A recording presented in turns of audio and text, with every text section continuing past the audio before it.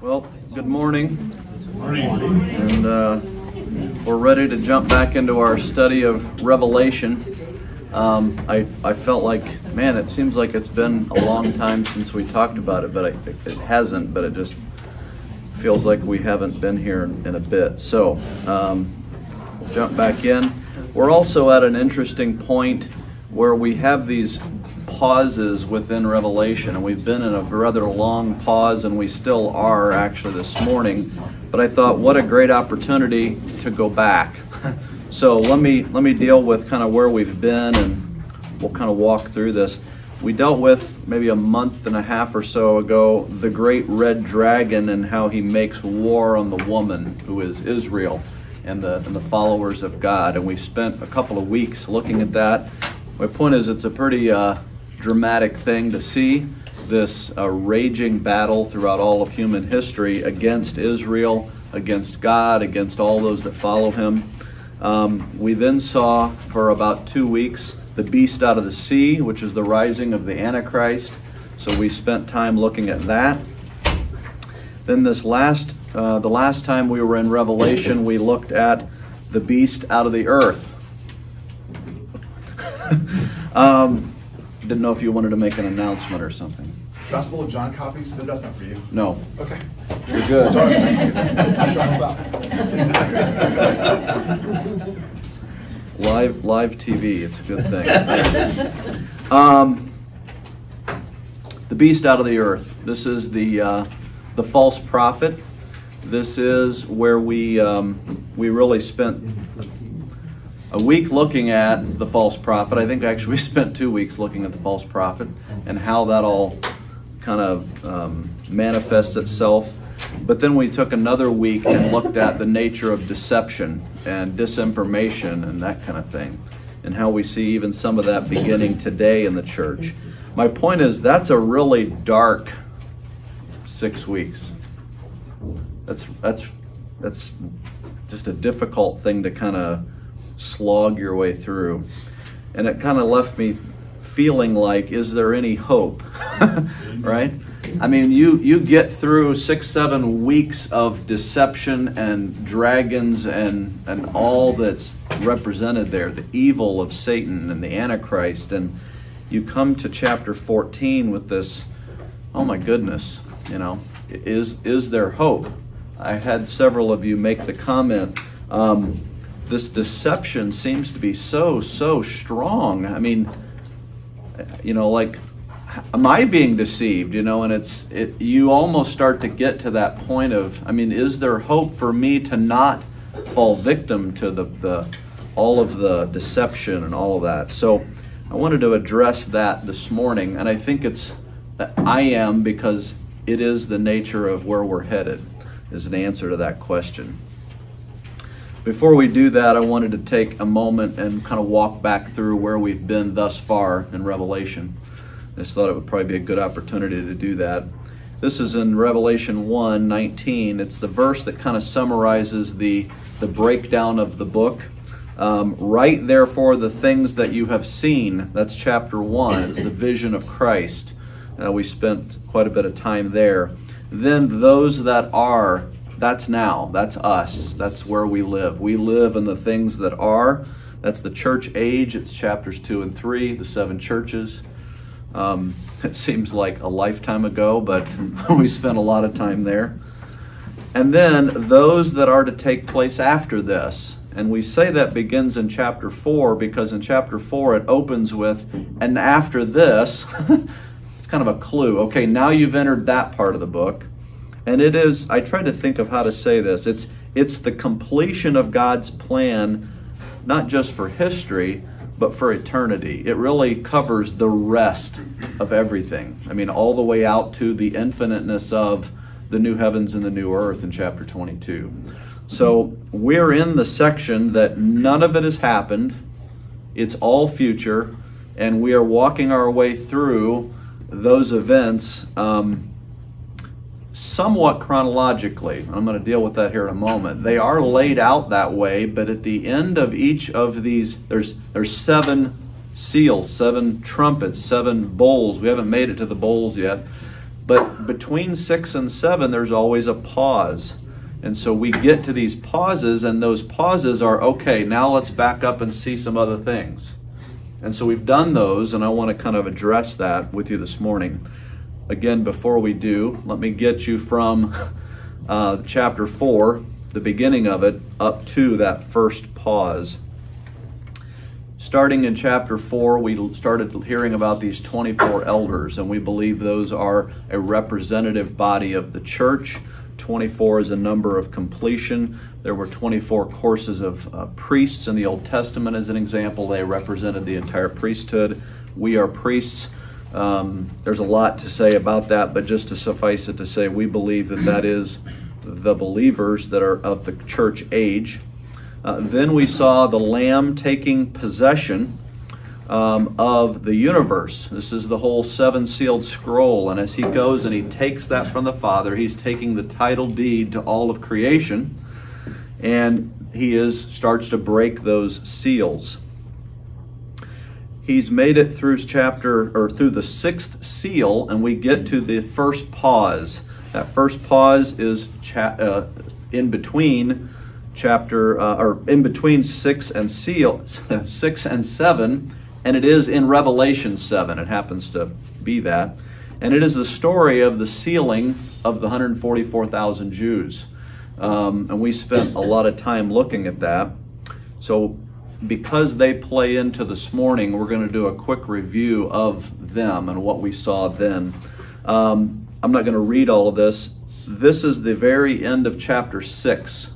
The sixth seal, you can see there at the top, when the sixth seal opened, it goes through and describes this horrific scene on the earth. And at the end, it's kind of like my question at the beginning, is there any hope, right? It says, who can stand? I mean, who can possibly be left standing with all of this happening? Is kind of the thought. Chapter 7 begins with, after this, I saw 4 angels standing at the corners of the earth, holding back the 4 winds of the earth, that no wind might blow on the earth or the sea or against the trees.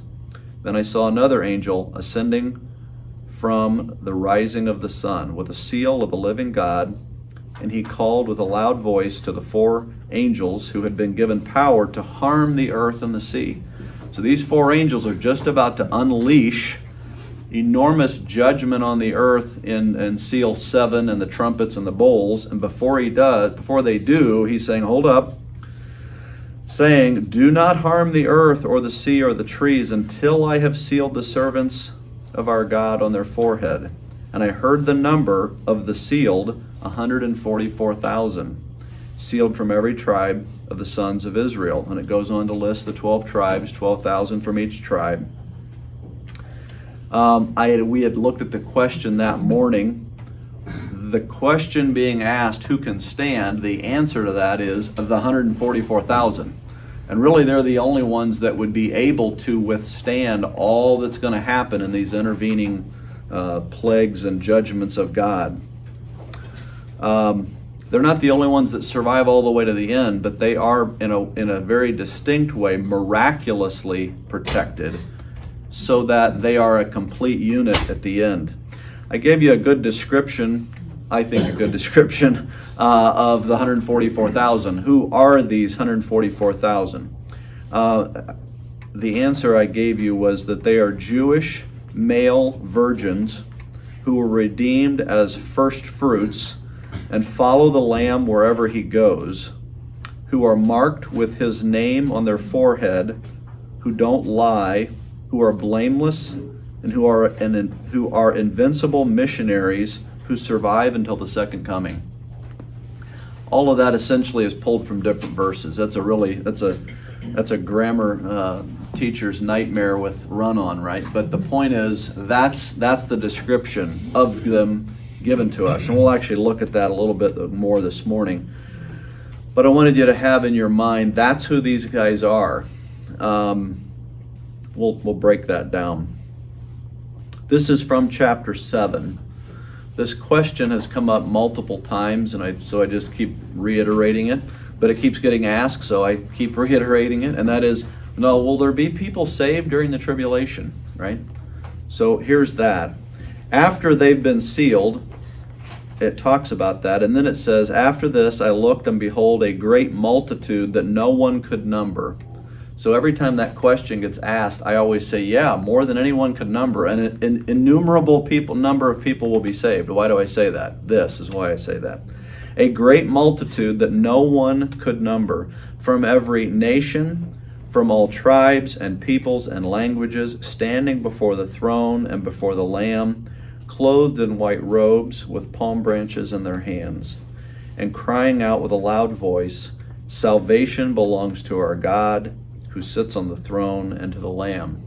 These are those who are saved during the tribulation, and they are innumerable from every tribe and tongue. Go ahead. Well, it sounds like people that have been killed. Yes, they have actually been killed.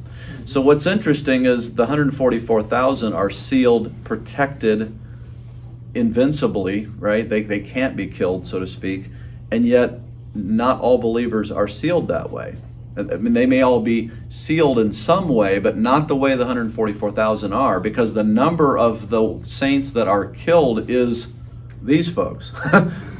Innumerable number, a number no one can number. Not only are they saved, they're also martyred. It goes on then in that same chapter to say, these are the ones coming out of the Great Tribulation. It's defining who are this great multitude. They have washed their robes and made them white in the blood of the Lamb. So we know two things. One, they are saved, and two, they are dead. And this all happened after the church is raptured. So these are tribulation saints from every tribe and tongue. And how did they become Christians? By the missionary work of those 144,000. That's why it's in the same chapter. It says they're sealed, and then it talks about the outcome of their work is really what's going on there in chapter 7. So who are the great multitude, or who is the great multitude, probably is the proper grammar there.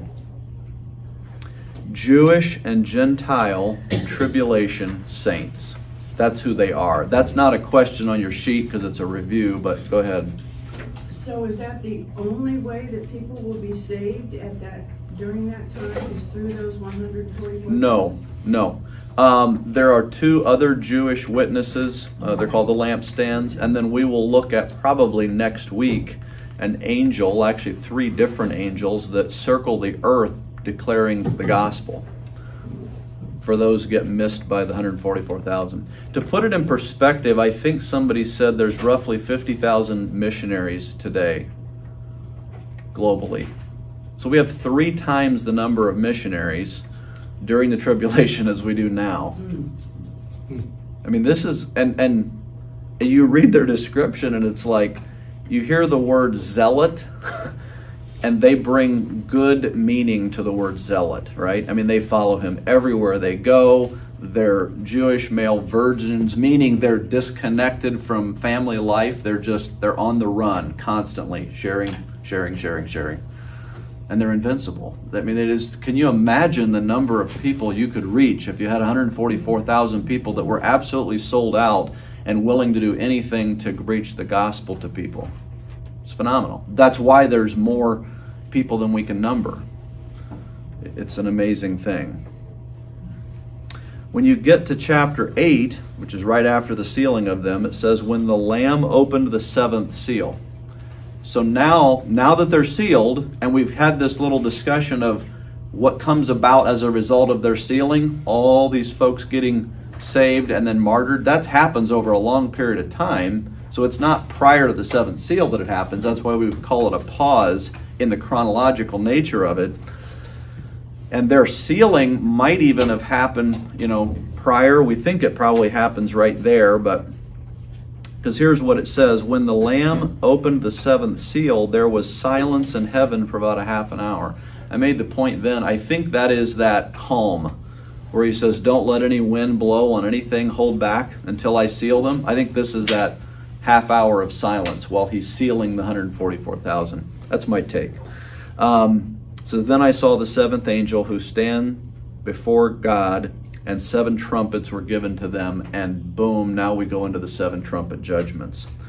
So that's what's here. In this, you have the 7 trumpet judgments, which are all those judgments. Then you have another pause. That pause is the angel with the little scroll. He gives it to John, has him eat it, right? And it's sweet in his mouth, it's bitter in his stomach. It's representative of the fact that the truth of God about the tribulation is an incredibly glorious thing, and it's also incredibly painful to watch the judgment of God fall on sinful humanity. It has a bitter sweetness to it. We also learned about the 2 witnesses during that interlude there in chapters 11 or 10 and chapter 11 up through verse 14. Then you have the 7th trumpet at the very end of 11. So it's just one thing, and then you jump into the next pause. So it's a really short thing, and then you have another pause. This pause is chapters 12, 13, and 14. So it's a really long one. Chapters 12 and 13 deal with the dragon and those 2 beasts. That's what we just have been dealing with. Now we're back to looking at the 144,000 Jews. And they tie back to chapter 7. So because we were getting ready to talk about them again, I wanted to kind of walk us up to how did we get to here and what's the significance of what we're going to see this morning. And I've called this the triumph of the 144,000. And that'll make more sense as we move forward. So this is our passage for this morning. We'll just read that for us to have it kind of on our minds, and then we'll work our way through it. It says, "Then I looked, and behold, on Mount Zion stood the Lamb, and with him 144,000, who had his name and his father's name written on their foreheads. And I heard a voice from heaven like the roar of many waters, and like the sound of loud thunder. The voice I heard was like the sound of a harpist playing on their harps. And they were singing a new song before the throne and before the 4 living creatures and before the elders. No one could learn the song except the 144,000 who had been redeemed from the earth. It is these who have not defiled themselves with women, for they are virgins.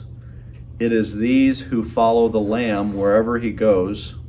These have been redeemed from mankind as a first fruits for God and the Lamb. And in their mouth was no lie, for they are blameless." So that's the passage for this morning, and we'll just kind of walk our way through that. Go ahead. When you were talking about the 144,000 earlier, you used the word blameless, and I think you did again. These are humans. Yes. So is there a distinction between blameless and sinless? Yeah. What's so funny is when I read, "and they are blameless," I almost said, let me explain what that means, and I thought, I'll do that at the end, but I'll go ahead and address it real quick. It does not mean sinless. It just means the pattern of their life is righteous, and they are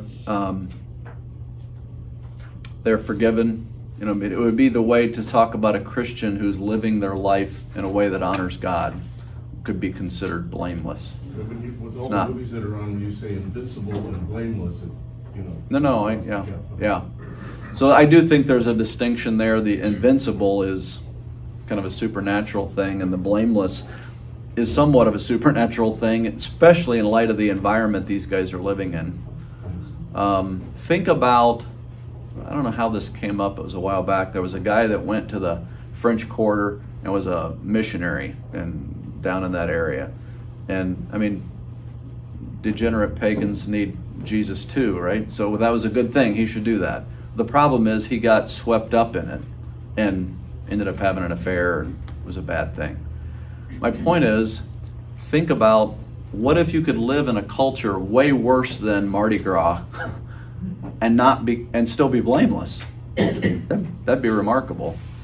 And that's what these guys are doing. They're living in an abject, just awful environment with rampant sin everywhere, death and destruction on parade, worshiping demons. I mean, it's the baddest thing, the worst thing you can think of on steroids, and here they are still blameless. That's pretty remarkable. That's why I say nearly miraculous, if not miraculous.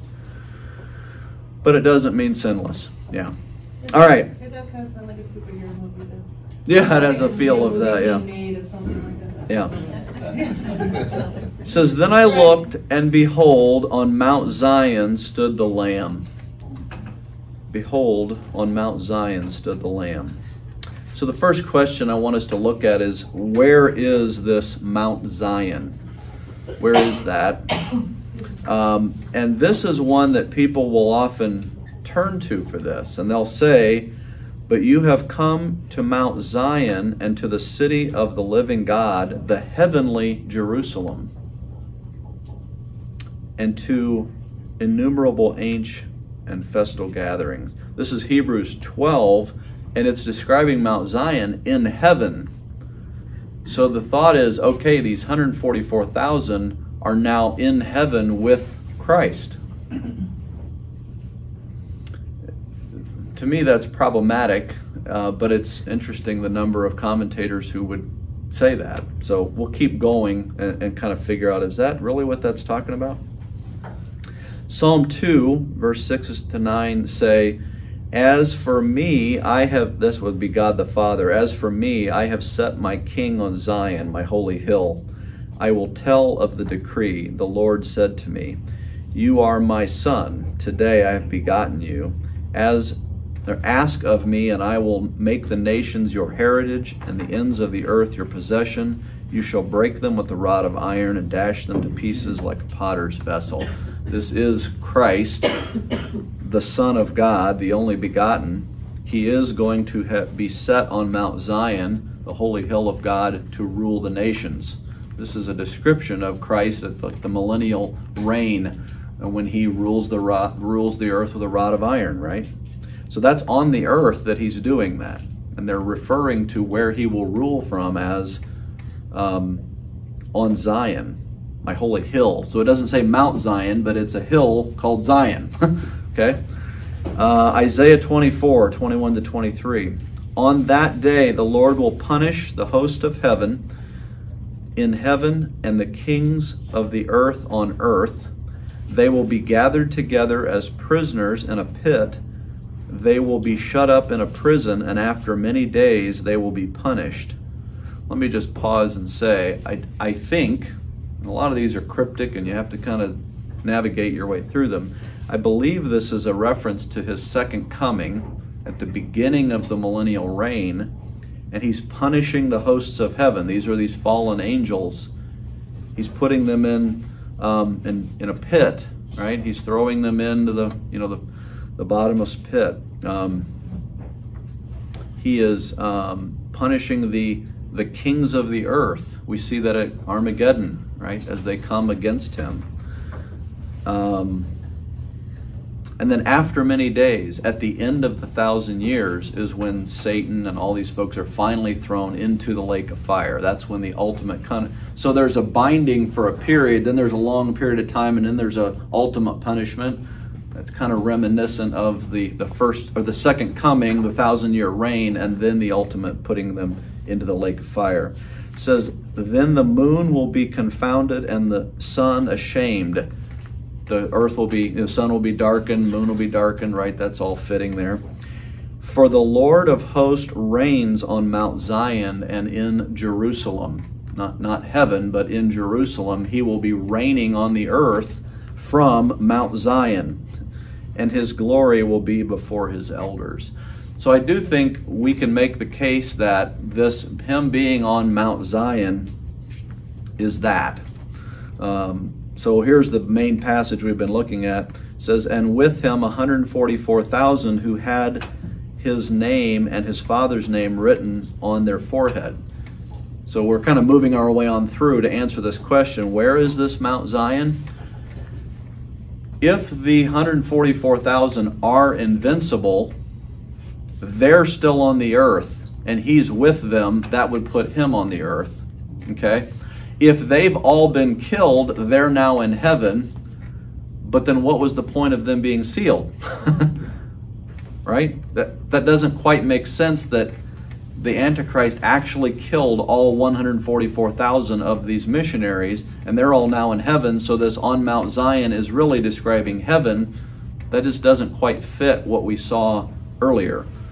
So, Mike, I would make the case, and the last thing here it says, and I heard a voice from heaven. So John is witnessing the scene of the Lamb and the 144,000.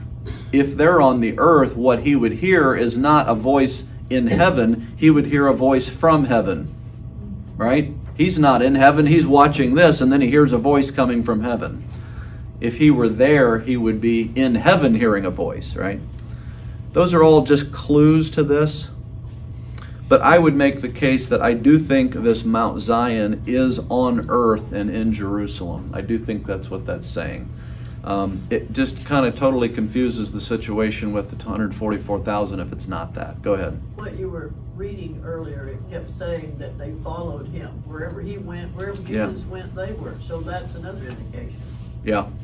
No, I was, that hit my mind when you were reading it.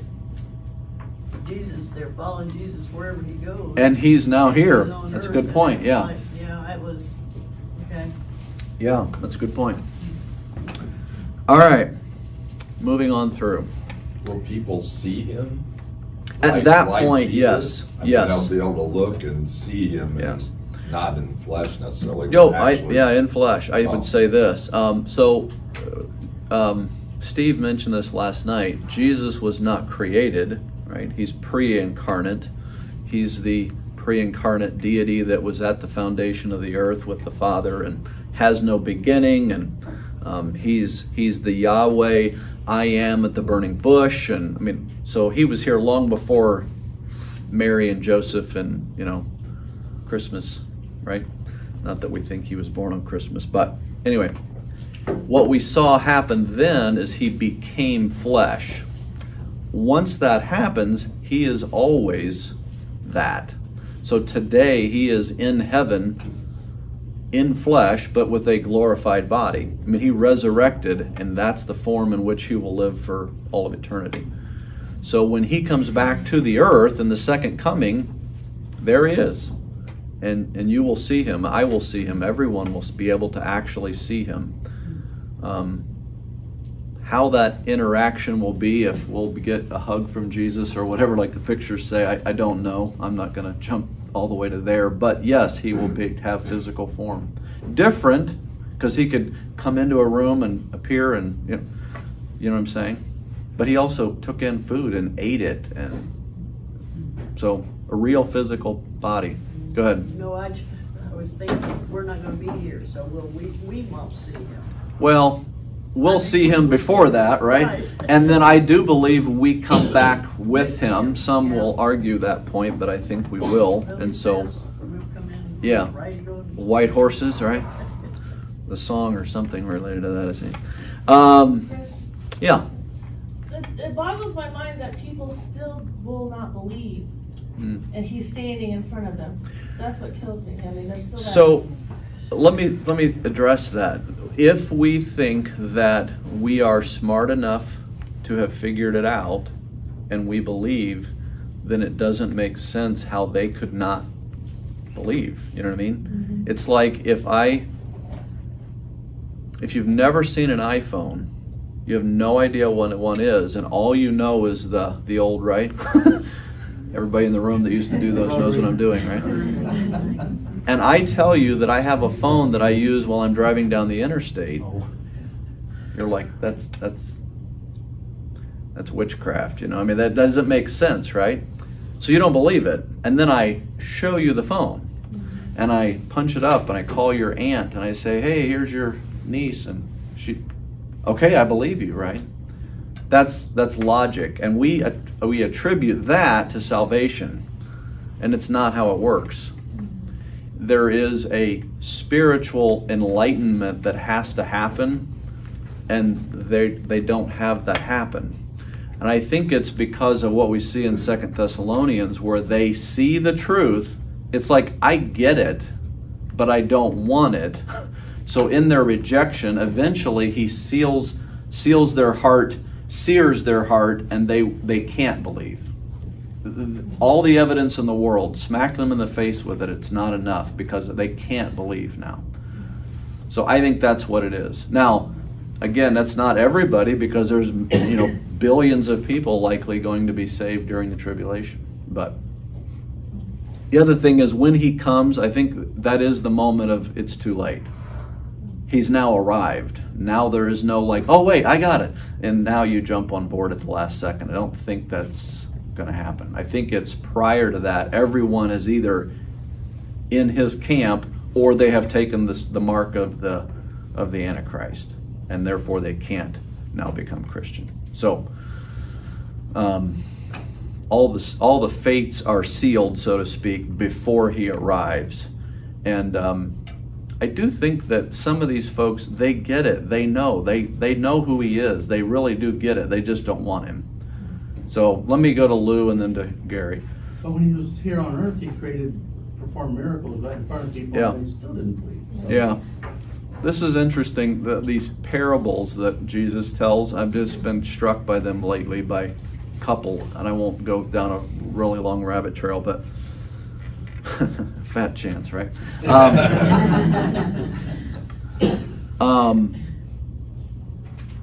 He tells two parables that I think are really interesting. One is, he talks about, in all these different parables, it's like a man has two sons, right? Or there is this woman who has a coin. But one of them, he says, there's a rich man and Lazarus. I can't think of another parable where he names a character, right? Rich man, and in that setting, the priests, the Pharisees, are the rich. They're the wealthy. So they could identify very easily with the wealthy, and then there's this poor beggar Lazarus. They both die. They go to Abraham's bosom. The rich guy is like, this is awful. Warn my family. Send Lazarus back. And Abraham in the story says, no, even if I sent him back, they wouldn't believe him. They have Moses and the prophets. And they're saying, yeah, that we would if somebody actually came back from the dead. What's interesting is a short time later, he raises Lazarus from the dead. Like, ding, ding, ding, ding, ding, clue. You know what I mean? And they don't believe him. There's discussion of how can we kill Lazarus to get the evidence out of the way. So my point is, they get who he is. They know who he is. The last evidence of that is another parable where he talks about there's a vineyard. And in the vineyard, there's a wealthy man, and he puts these folks in charge of running it.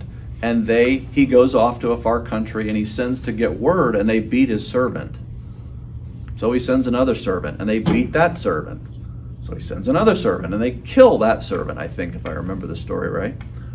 So he says, well, I'll send my son. They'll listen to the son. And when the son comes, key point, the people running the vineyard say, wait, this is the son. He's talking to the Pharisees. They're the tenders of the vineyard. And he's saying, you know exactly who I am. You're saying in your heart, wait, this is the son. If we kill the son, we can keep the vineyard. They absolutely know who he is. There's no like, they need more evidence. They got it. They don't want him, is the point. That's just a kind of a shocking thing. Go ahead.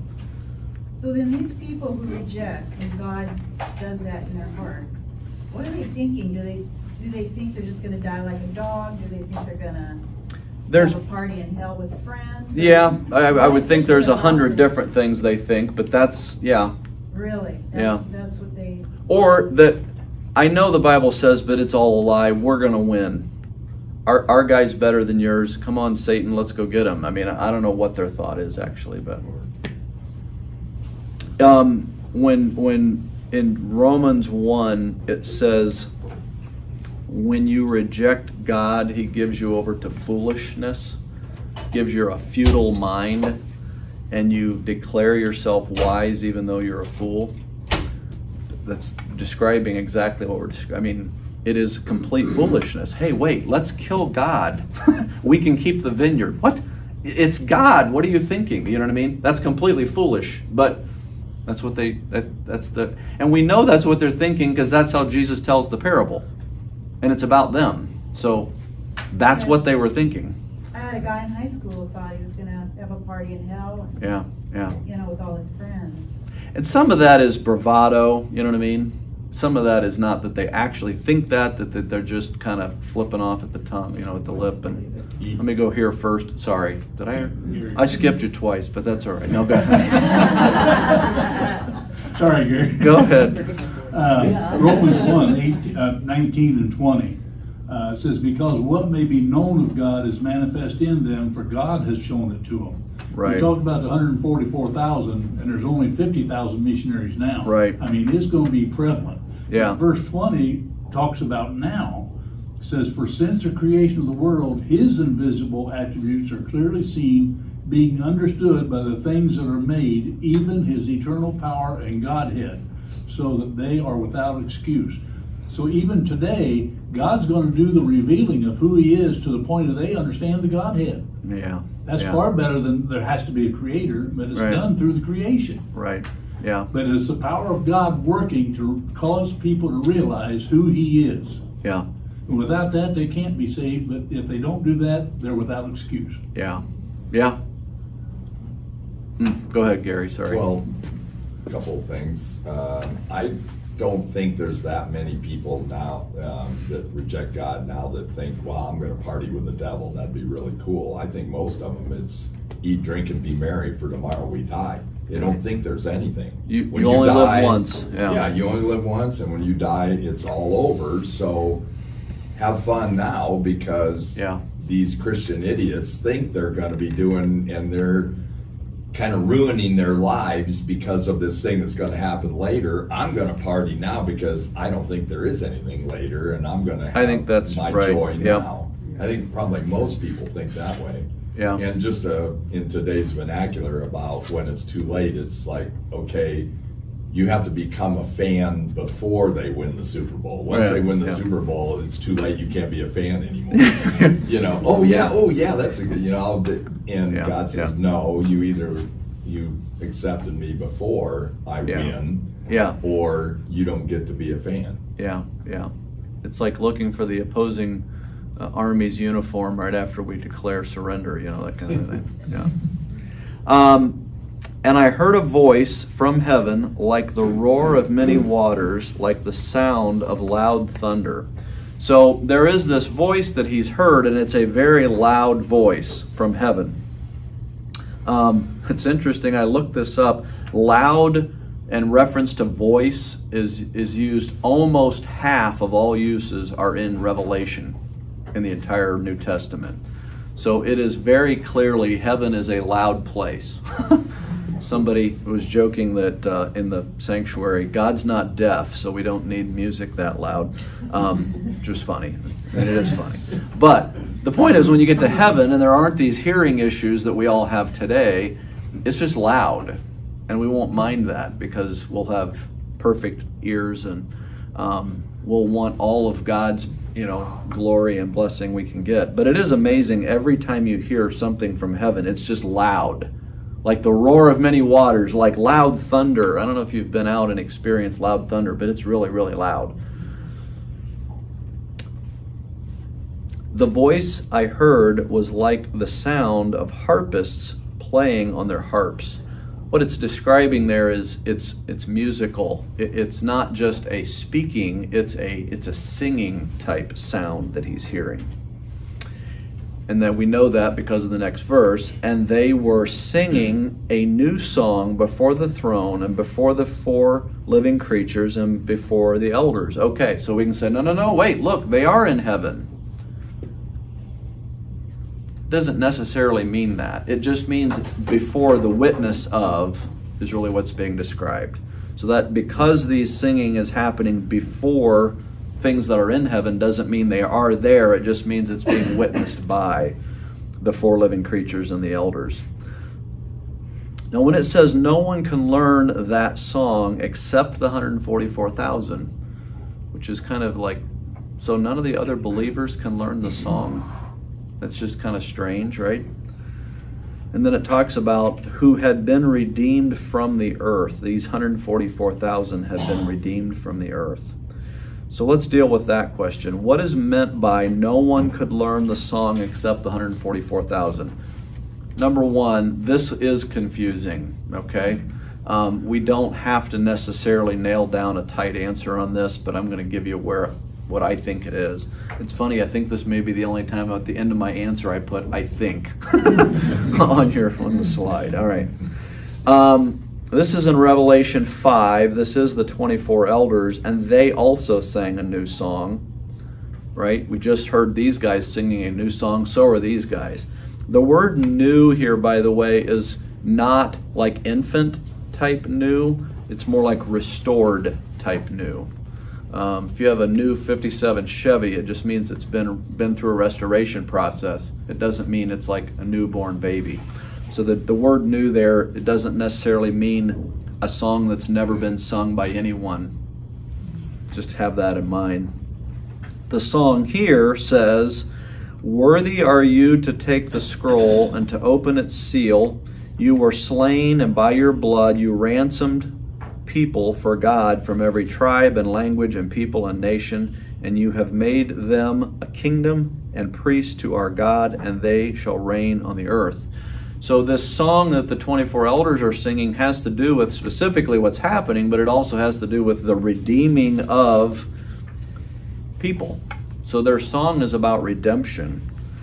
If we go on further in the song, or in that chapter, it says, "Then I looked and I heard around the throne the living creatures and the elders and the voice of many angels, numbering myriad of myriad and thousands of thousands, saying with a loud voice, Worthy is the Lamb who was slain to receive power and wealth, wisdom and honor and glory and blessing.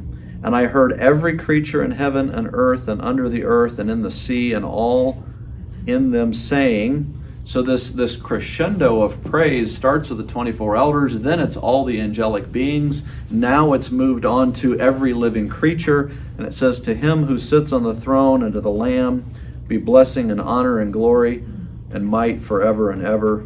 And the four living creatures said, "Amen." And the elders fell down and worshiped. So there's been times in the past where you've seen these just building things of worship at these monumental moments, right? When he takes the scroll, he's taking back the title deed to the universe. There was this great multitude we looked at in chapter 7 that has been saved, right? And here it says, "After this I looked, and behold, a great multitude no one can number, from every nation, from all tribes, people, and language, standing before the throne and before the Lamb, clothed with white robes and with palm branches in their hand, and crying out with a loud voice, saying," so here's another big crescendo of praise, "Salvation belongs to our God who sits on the throne and to the Lamb." And then it goes on to talk further of same kind of stuff. So my point is, let me give you one last. This is in chapter 15, so we haven't gotten here yet. It says, "And I saw what appeared to be a sea of glass mingled with fire, and also those who had conquered the beast." Doesn't mean they defeated him, it means they won, so to speak. They might have been killed, but they're now in the presence of God. "And its image and the number of its name, standing beside the sea of glass with harps in their hands." So these folks are in heaven. These are the martyrs, we would think. "And they sing the song of Moses, the servant of God. And they sang of the Lamb, saying, Great and amazing are his deeds, O Lord God, the Almighty. Just and true are your ways, O King of the nations. Who will not fear, O Lord, and glorify your name? For you alone are holy. All nations will come and worship you, for your righteous acts have been revealed." These are just different little vignettes of songs being sung by the redeemed, whether it's the 24 elders, the martyrs, different ones. They're singing these different things, and none of them are the same. So they are unique in each setting, but they have a common theme, of course. So we don't know exactly what the song is that these guys are singing. Theirs will probably be somewhat unique. But one of the things I noticed is each one of those is in heaven. These are songs being sung in heaven. And here are these guys on the earth, and they're singing a new song. So what I think is happening here is it's a song sung by the redeemed in heaven is being sung on the earth. That's what makes it unique, and it's why only the 144,000 are able to sing it, because they've been uniquely sealed in that they're literally protected. And when it says redeemed from the earth, it means redeemed not just the way you and I are redeemed, but they're like protected within the environment of the earth, and they're actually able to sing the heavenly song while they're still here. So I think that's what that's describing there. It's trying to set them off in this unique category again, is what's being described. And that's why I put I think. Okay, back in the back. John, I think it's a type of a prophetic song, just like the prophets prophesying in the Old Testament. Sometimes they were speaking by the Spirit. They didn't even know what they were really saying, or they didn't concoct that ahead of time or anything. So a type of prophetic song. And I like that. They were even speaking of the millennial period, that the nations would come and worship. That, in my estimation, has to be prophetic. Yes, and that one is in heaven. They're describing what's about to occur on earth soon, right? Here we're looking at 15. These guys, I believe this is at the second coming, this whole scene that we're looking at this morning. This is not chronological. We're not to the end yet. We have 7 more bowl judgments. But it's gotten so bleak for 2 chapters with the dragon and the beast and the other beast. And it's like, is there any hope? Hold on, let me tell you about this. And he fast forwards to the end. Here Jesus is standing on Mount Zion, and these guys are there, all of them. All 140. It's not 143,517. Do you see what I mean? No. 143,000. I thought I said 145 for a second. I said, wait a minute, they added some, no. All of them make it, is the point. When you are protected by God, you are protected by God. And when you are not, that's good news. That means you get to go home now. So we can have utter boldness. Either, I can't die yet because you're not done, or, yay, I get to go home. They're both good. It's like Paul, right? You know, I heard a speaker once talking about Paul would be an enormous, just a terrible enemy to have. The Jewish leaders are saying, would you shut up? And he's like, no, and he won't stop. So they threatened to beat him. Great, I get to suffer for Christ. Okay, we're going to kill you. Oh, good, I get to go home. I mean, it's like, no! You know, it's like you can't stop the guy. You can't get him down. You can't, because he's just relentlessly moving forward, and no matter what you're doing to him, it's, oh, that's good. Oh, that's good. So that's the attitude we need to take. And these guys model that well for us. Next section we're going to look at.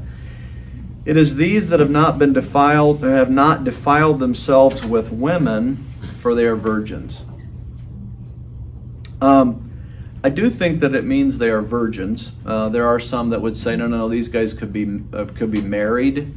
Their theory on that is the fact that when it says that not to defile themselves with women, that's one of the questions on there. Let me show you this. Hebrews 13, let marriage be held in honor among you, and let the marriage bed be undefiled. So clearly, men are not defiled by women within marriage. That's not at all what's being described. That's a gift from God. That's a good thing. That's not defilement. So it could simply mean these are sexually pure men, meaning they've not done sexual related sin. But every other use of virgin in the New Testament is always actually someone who's never been sexual with anyone. So I tend to think, and again, I don't know, could it be some married men in there that are simply pure sexually? Sure, but I do think it's more likely that these are single men. I wanted to take a moment and address this. I've talked about it before, and I don't know how many of you guys do this after I suggest it. I really would suggest that you go read Hosea, at least the first few chapters, and then not the whole book of Ezekiel. I mean, that, you know, you probably couldn't make it through that. It's really long, and I know I have one in the room that's telling me he's going through it right now. Ezekiel 16. It is just a mind-blowing chapter. And to give you a flavor of it, I'm going to just look at about 3 verses here. This is God the Father speaking to Israel, calling her an adulterous wife who receives strangers instead of her husband. Men give gifts to all prostitutes, but you gave your gifts to your lovers, bribing them to come to you from every side with your whoring. You were different than other women in your whoring. No one solicited you to play the whore, and you gave payment, while no payment was given to you. Therefore, you are different. And then he goes on from there to say, here's your judgment. So, why am I talking about that? I don't want to create a problem for you. I want this to be a positive thing. But imagine if you have, and some of you have experienced it maybe, you have a spouse that you love deeply. Imagine what would happen in your heart if you found that they were with someone else. Now, the first thing that comes to mind is anger, right? I mean, it's just this rage of how dare you? There's this violation. There's the movie Castaway. It's a long time ago, but in the movie he's not married, but he has this girlfriend, and he's stranded on a desert island for many years. And when he gets back, his fiancée is married and has a child. So she did nothing wrong. He's dead, he's gone, she's moved on. She did nothing wrong, her husband did nothing wrong, he did nothing wrong, he's stranded on an island. But the one that he loves is gone, and he can't, and she's with someone else. It strips the anger out of it. It strips the bitterness out of it, right? And all it is the pure pain of loss. If you can get your brain to there, what would that be like? It is what God experiences when we direct our affection to something other than Him. It is the most kind of painful pain that He knows how to show us. He's trying to communicate. That's what that feels like when you treat me this way. And He uses this unbelievable language about Israel and whoring, with other nations. And you're so bad, you pay the John. You don't even make them pay you. It's like, it's just elevation upon elevation of betrayal and hurt and pain, right? And why is He doing that? Because He's saying, that's what I feel when you turn your affection to someone else. When you grasp that, it's one of the most powerful incentives toward holy living that I've ever discovered. So I think we shouldn't miss that when we get to this. What is meant by who have not defiled themselves with women? I think the answer is they've not committed sexual sin. But the point is, there's something specific in the mind of God that sexual sin is a unique sin. Not that it's worse or whatever than murder or lying or whatever. God sees sin as sin. But there's something really different about this kind of sin, and He uses it as an illustration multiple times. He said all other sin is outside the body, but the sexual sins are sins of the body. These men living in the most debauched culture the world has ever known are remaining pure in that area. That is almost unbelievable in one hand, but the second thing, I think it's interesting that He brings that in when you understand how He uses sexual sin within the Bible as an illustration of our betrayal of Him. They are absolutely committed to Him. They're absolutely committed the way a virgin is absolutely committed to purity. Do you know what I'm saying? There's this parallel there, and I want you to see that. I had a hand somewhere. Okay, go ahead. To back up on that, in that same Ezekiel 16, verse 43, the end of it, he's all this time he's talking about all of the detestable practices of idols. Yeah. And he says this after that verse: did you not add lewdness to your other detectable practices? Yeah. It's like it sets it apart from everything else. Yeah. Almost. Yeah. They're nailing down to these idols. Yeah. It is these who follow the Lamb wherever he goes. You brought that up earlier. These are men. All right, one other thing on that. They're men. We talked about it 2 weeks ago, 3 weeks ago, whatever it was, on this critical theory. It's all about destroying the current structures that God has established. One of those is critical feminist theory.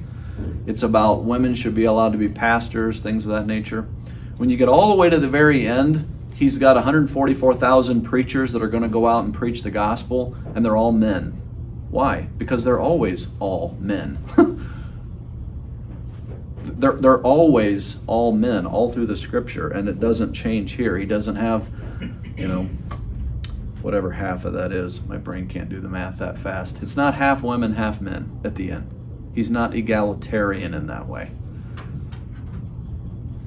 His plan has not changed from the garden till the end, to the second coming. It's the same. Is it because of this description of the Bible? Because when we say he was preaching, and they only mentioned to the men on that mount. I'm sorry, I can't right. That, and the fish and the bread. Yep. So 5,000. Yeah, women. Yes. So that is why is there a difference? There's difference there because that is the way you would have numbered a crowd in that day was by the men. But when you look at preaching, it's specifically, and I just looked at it 3 weeks ago. It's specifically saying women are not to preach, and it gives the answer as to why is Adam and Eve. It has nothing to do with the culture right then. So one is cultural in that that's just how they did it. This other one is an explicit don't do that, not because of culture, but because of Adam and Eve. So that's their separation. Yep. These have been redeemed from mankind. So they are redeemed.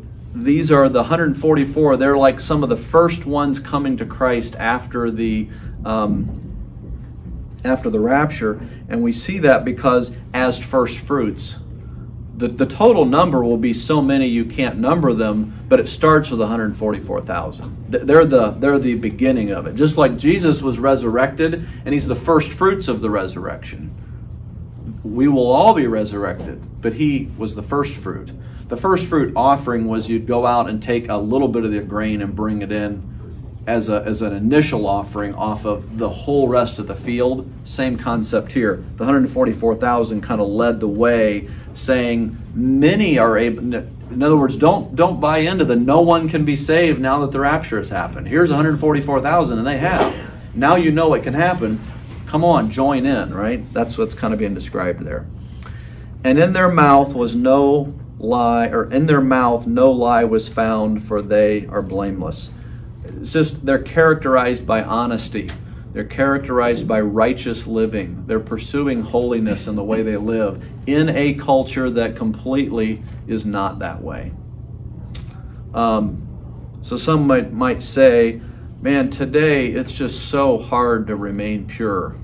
I mean, you got the internet, you got your stupid phone in your pocket, and it's just so much access, and everybody's doing it, and all of that, and you can start to buy into the, well, it's a different age, and it's a different time, and no. These guys are living in the most horrific place morally that's ever been lived in, and yet they are living without lie and blameless. They are an incredible model for us to look at, because they are human. I mean, they are just like you and I. These are not John the Baptist, even, meaning having the Spirit before he was born type thing, right? I mean, these are men that were not saved. The rapture happens, and then they come to Christ, and they are absolutely committed to him. And that we can do. We can model that. We can live lives where there's no lie found in us, and we can live blameless lives by pursuing holy living. All that stuff can be true of us. We can follow Christ wherever he goes, not following his literal steps, but doing what he's asking us to do. So this one is really applicable, that we can model these men. Go ahead.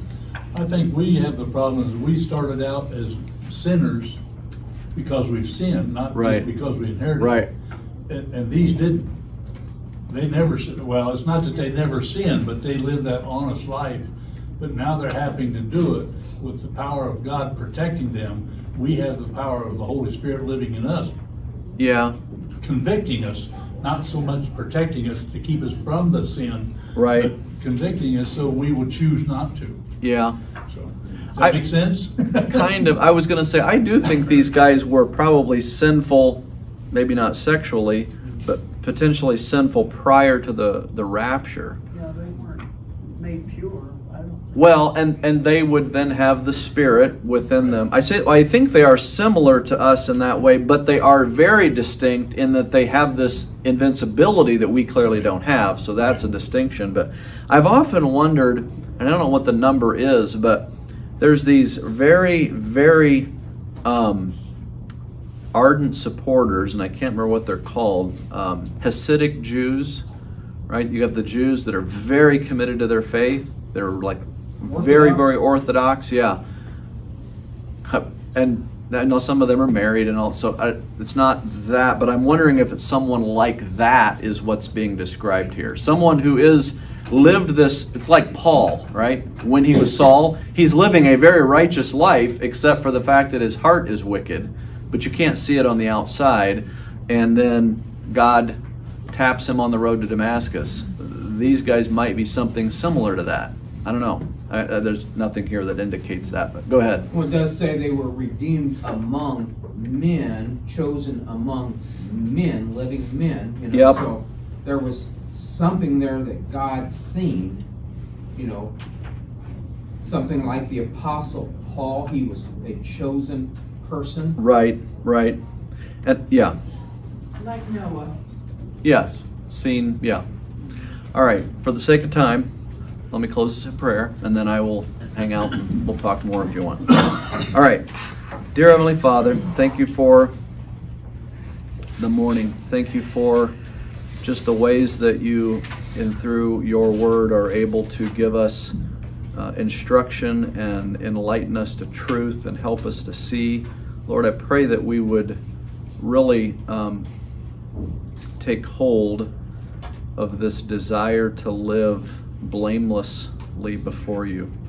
We know that we will not be sinless this side of heaven, but that you call us to live holy lives.